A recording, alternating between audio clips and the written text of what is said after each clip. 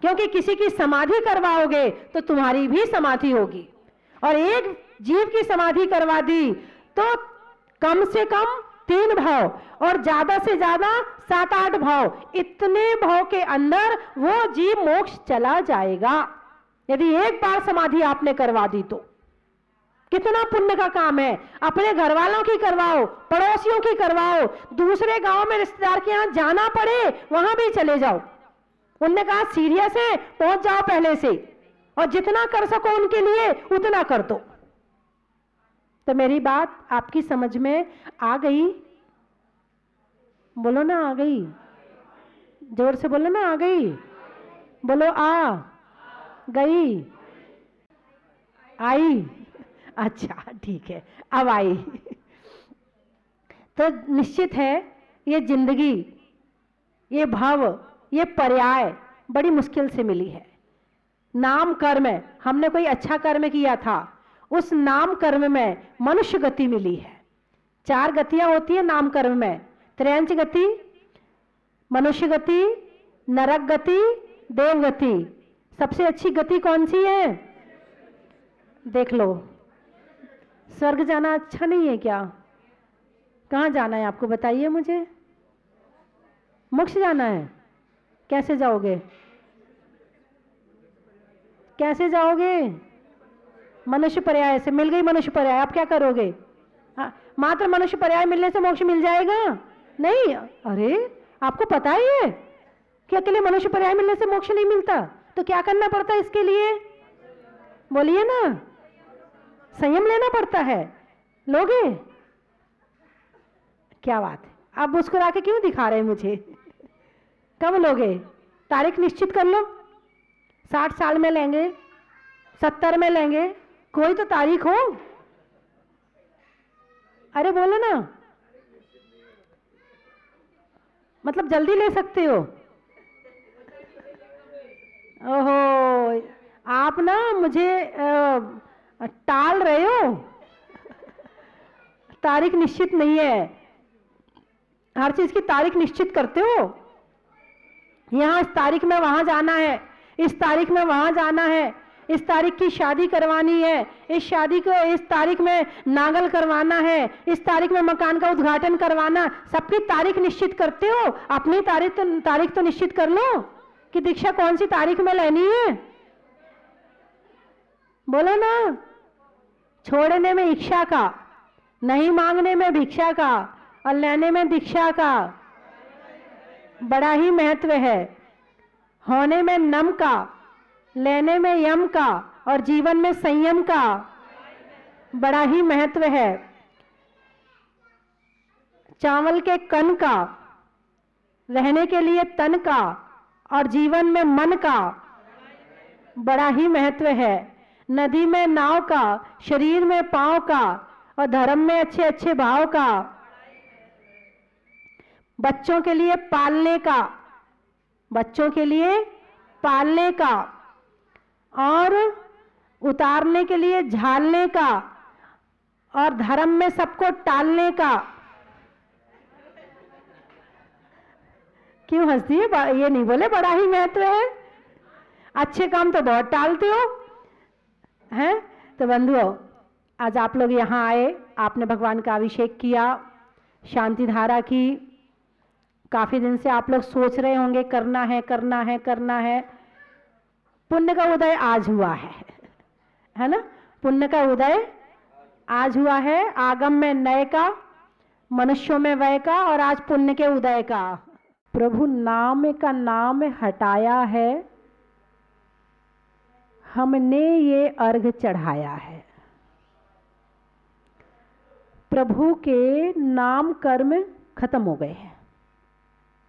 जितने 93 भेद थे जिससे शरीर की रचना होती है, वो कर्म ही खत्म हो गया है ही नहीं है कर्म है।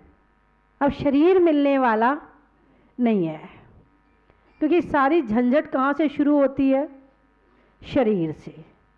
शरीर है तो इंद्रियां भी होंगी, ना मिले तो भी दुख। इंद्रियां भी होंगी, अब इंद्रियां हैं तो उनकी इच्छाएं भी होंगी। अब इच्छाएं हैं तो उसकी पूर्ति भी करनी पड़ेगी, और इस इच्छा की पूर्ति में सारी जिंदगी निकल जाती है। इसीलिए भगवान ने ऐसी तपस्या करी, ऐसी तपस्या करी, इस शरीर से ऐसी तपस्या करी कि शरीर ही खत्म हो गया।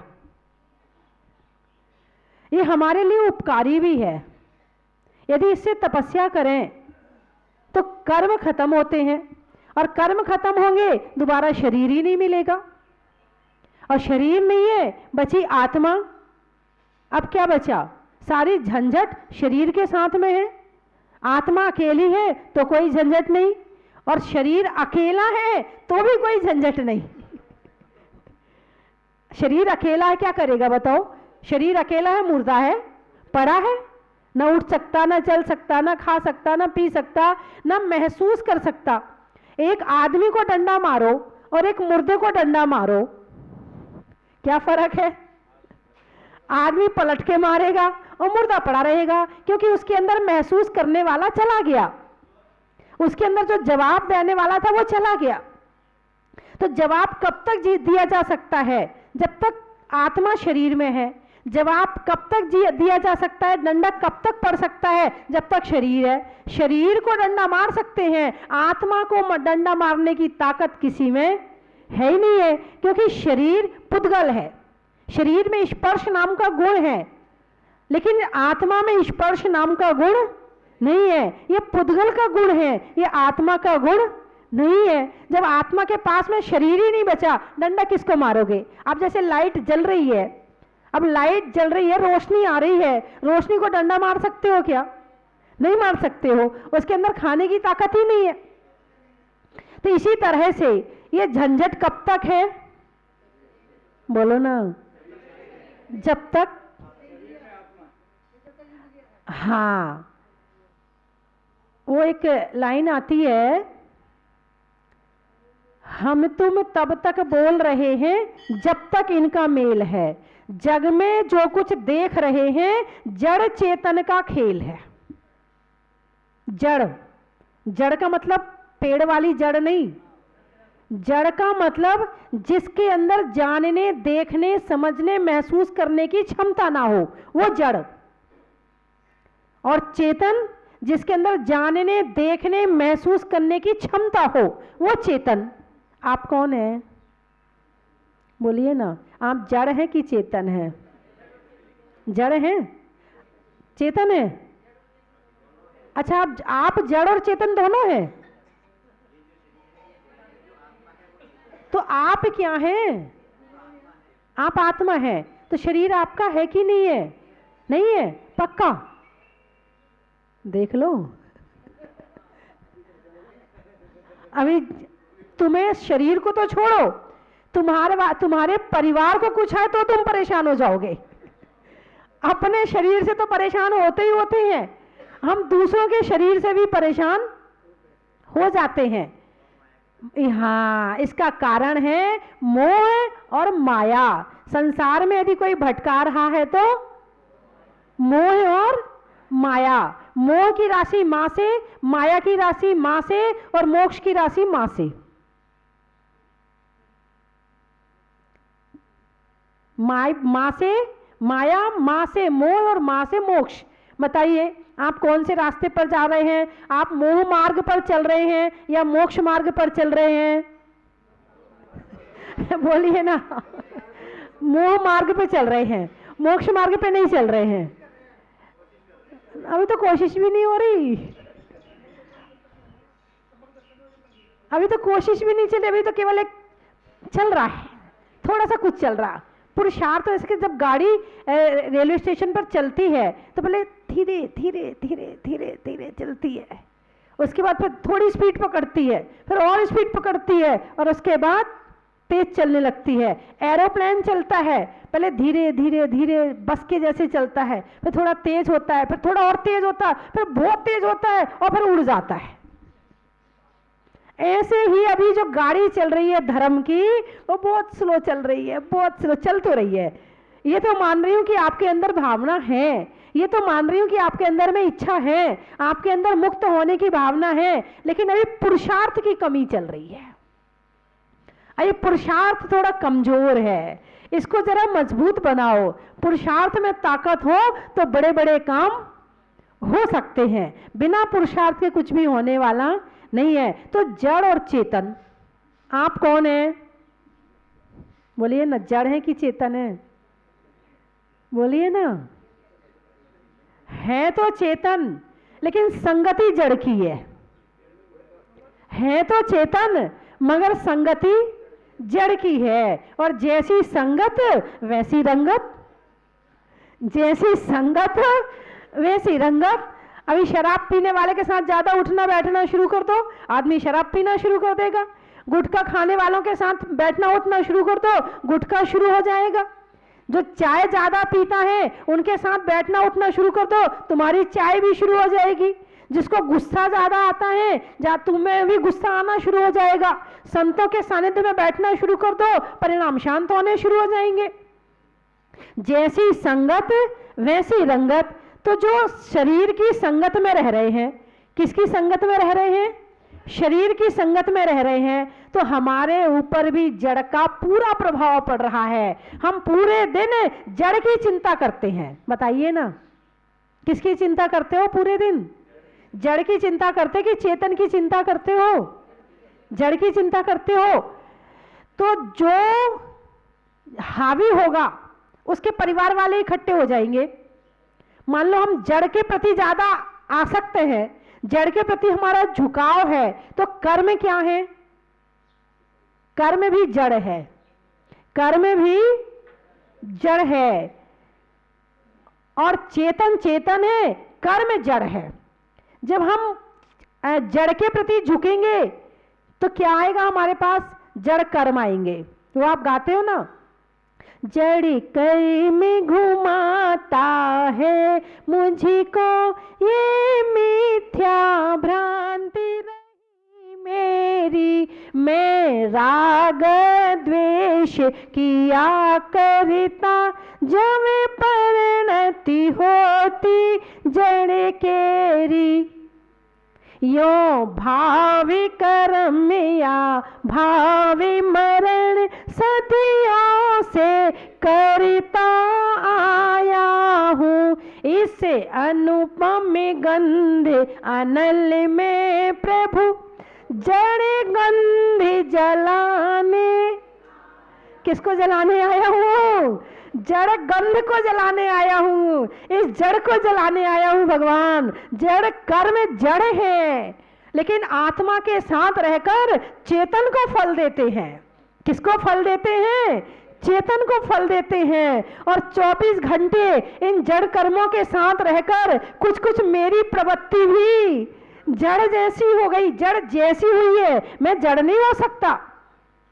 अनादि काल से हम जड़ के साथ रह रहे हैं, लेकिन जीव अपना स्वभाव नहीं छोड़ सकता है और जड़ अपना स्वभाव नहीं छोड़ सकता है। ठीक है, जड़ के साथ रहते हैं हम, वो राग द्वेष मोह कर्म करते हैं, मगर जड़ नहीं हो सकते हैं, ये तो गारंटी है।